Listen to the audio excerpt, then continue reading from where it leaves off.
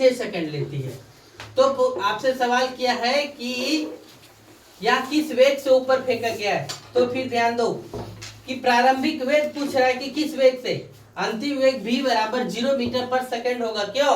क्योंकि गेंद ऊंचाई पर जाने के बाद क्या हो जाएगा, रुक जाएगा। इसलिए v बराबर कितना लिखे, 0 मीटर पर सेकंड। g बराबर -9.8 मीटर पर सेकंड स्क्वायर लिखा गया।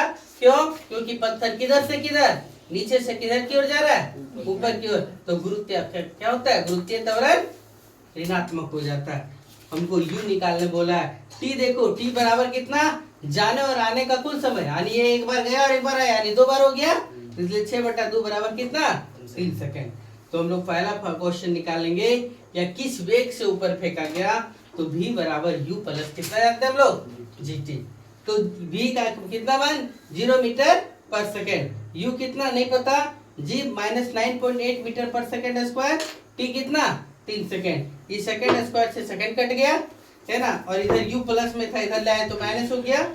u बराबर -9.8 मीटर पर सेकंड बटे कितना, गुने 3। तो इसको गुना किए तो 8 3 24, यानी 29 दशमलव कितना हो गया, 4। माइनस माइनस कट गया, तो u बराबर 29.4 मीटर पर सेकंड। यानी किस वेग से फेंका गया, तो 29.4 मीटर पर सेकंड की वेग से क्या किया गया, वस्तु को फेंका गया।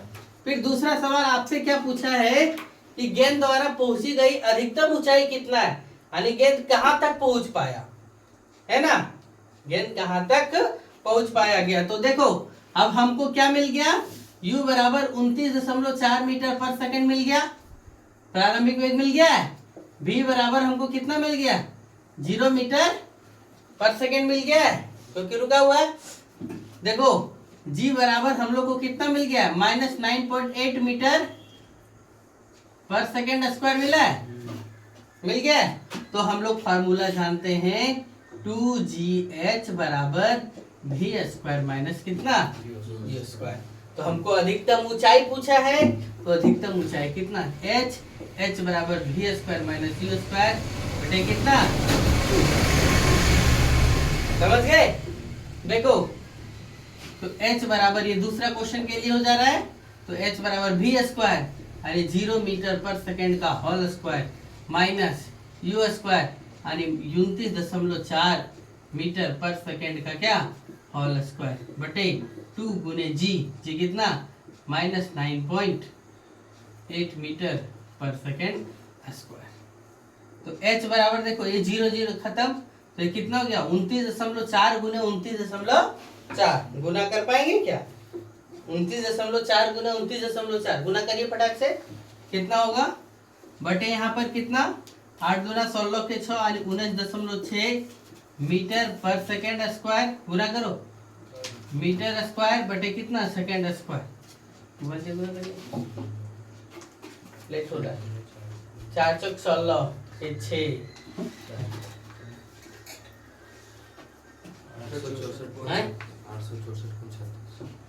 864.36 कितना हो गया, 29 कितना होता है, 841 होता है ना। देखो ए माइनस माइनस कट गया, ए स्क्वायर स्क्वायर कट गया, ए मीटर से ए मीटर कट गया, तो h बराबर बच गया कितना, 864.36 बटा कितना, 19.6। इसको भागा दीजिए फटाक से, तो h बराबर कितना आ जाएगा, 44.1 मीटर है क्या।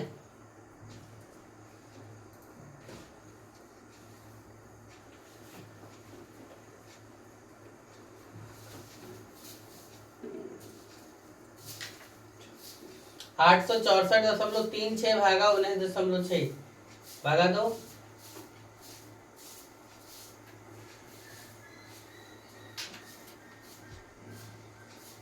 हो रहा है, आएगा 44.1 होगा, है ना। तो h बराबर कितना मिल गया, 44 कितना 1 मीटर। भागा देने के बाद इसको पता चला, यानी गेंद अधिकतम ऊंचाई तक कहां तक पहुंचा था, तो 44 मीटर तक। अब आपसे क्या क्वेश्चन पूछा है, फिर से ध्यान से सुनो।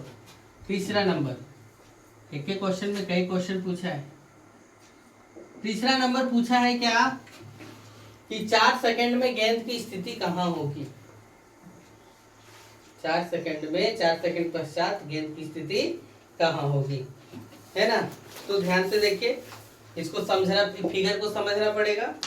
और फिगर में क्या है सो देखो, देखो क्या है, हमको क्या क्या दिया है, देखो t बराबर, ध्यान से समझो, t बराबर कितना दिया है, 4 सेकेंड। t बराबर कितना दिया हुआ है, 4 सेकेंड। हम लोग को g पता है कितना, -9.8 मीटर पर सेकेंड स्क्वायर, समझ गए।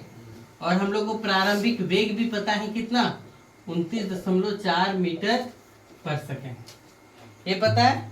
तो हम लोग फॉर्मूला यह जानते हैं, s बराबर ut प्लस कितना, हाफ ए टी स्क्वायर। तो s को क्या में क्या लिखते हैं, h बराबर कितना, ut प्लस कितना, हाफ जी टी स्क्वायर लिखते हैं। तो देखो u कितना है, 29.4 मीटर पर सेकेंड गुने कितना, 4 सेकेंड, प्लस हाफ गुने g कितना है, -9.8 मीटर पर सेकेंड स्क्वायर गुने t कितना है, 4 सेकेंड का होल स्क्वायर।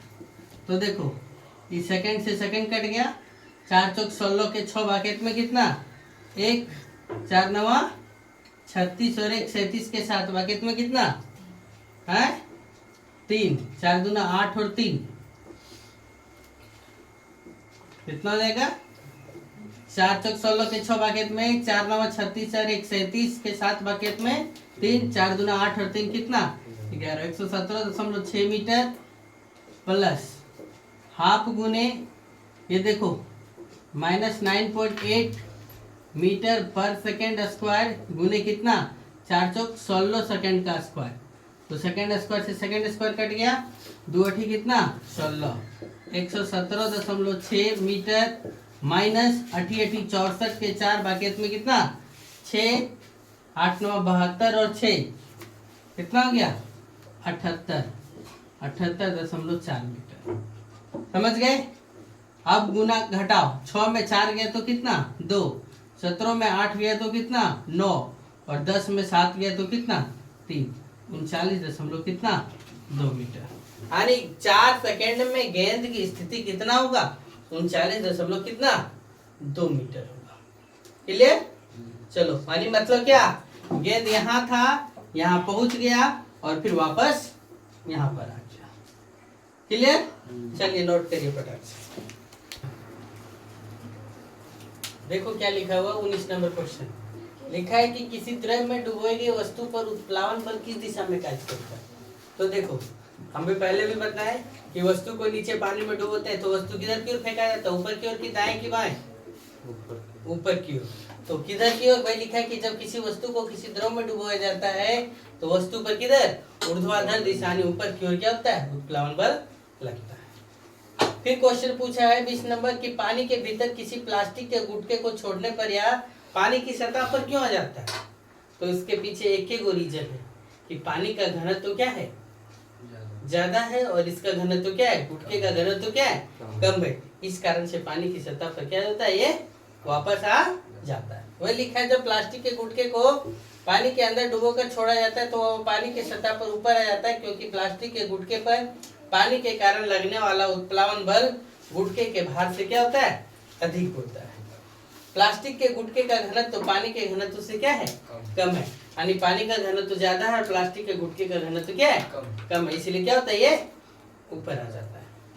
फिर 21 नंबर इसी से क्वेश्चन पूछ दिया दो तो 21 और 22 क्या बोला, देखो 500 ग्राम के किसी पदार्थ का आयतन 20 सेंटीमीटर पर क्यूब कितना है, 500 ग्राम के किसी पदार्थ का घनत्व कितना 20 सेंटीमीटर क्यूब है।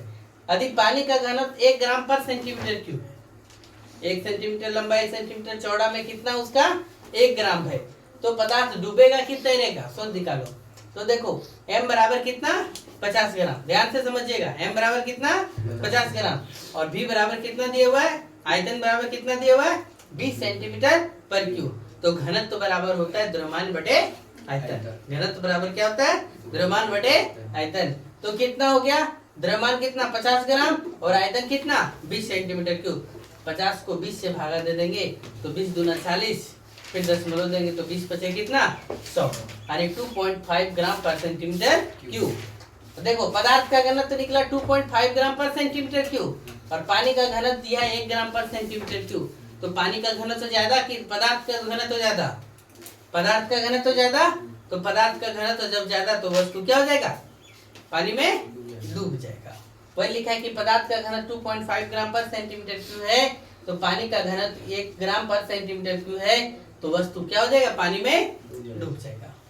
फिर 22 नंबर वही क्वेश्चन पूछा है कि 500 ग्राम का एक मोहरबंद पैकेट, 500 ग्राम का एक पैकेट है, मोहरबंद पैकेट का आयतन 350 सेंटीमीटर क्यूब। आयतन कितना है? 350 सेंटीमीटर क्यूब है। पैकेट 1 ग्राम पर सेंटीमीटर क्यूब घनत्व वाले पानी में डूबेगा या तैरेगा? सो बताइए।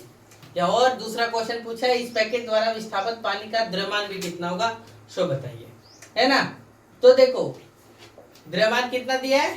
m बराबर पैकेट का द्रव्यमान कितना 500 ग्राम, घनत्व तो कितना ये तो हम निकालेंगे तब लिखेंगे। b बराबर कितना दिया है? 350 सेंटीमीटर क्यूब। तो घनत्व बराबर क्या होता है? द्रव्यमान बटे आयतन। घनत्व बराबर क्या? द्रव्यमान बटे आयतन। तो 500 बटे 350 तो ग्राम तो भागा दिए तो कितना है? 1.3 ग्राम पर सेंटीमीटर क्यूब। यानी वस्तु का घनत्व कितना निकल गया? 1.34 ग्राम पर सेंटीमीटर क्यूब। अब देखो पानी का घनत्व 1 ग्राम और इस पदार्थ का घनत्व कितना? 1.34 ग्राम। तो ज्यादा कि कम? ज्यादा। तो वस्तु क्या हो जाएगा? तो पानी में पैकेट पानी में डूब जाएगा क्योंकि इसका घनत्व पानी के घनत्व से क्या हो गया? अधिक हो गया। ये 1 ग्राम है, हमको प्राप्त कितना हो गया? 1.34 ग्राम। फिर पूछा है दूसरा क्वेश्चन पैकेट द्वारा विस्थापित पानी का आयतन कितना होगा, यानी कितना पानी को हटाएगा उसका द्रव्यमान कितना होगा सो निकालने बोला। तो पैकेट जितना क्षेत्र को अपना घेरेगा उतना ही ना, तो कितना 350 सेंटीमीटर क्यूब आएगा।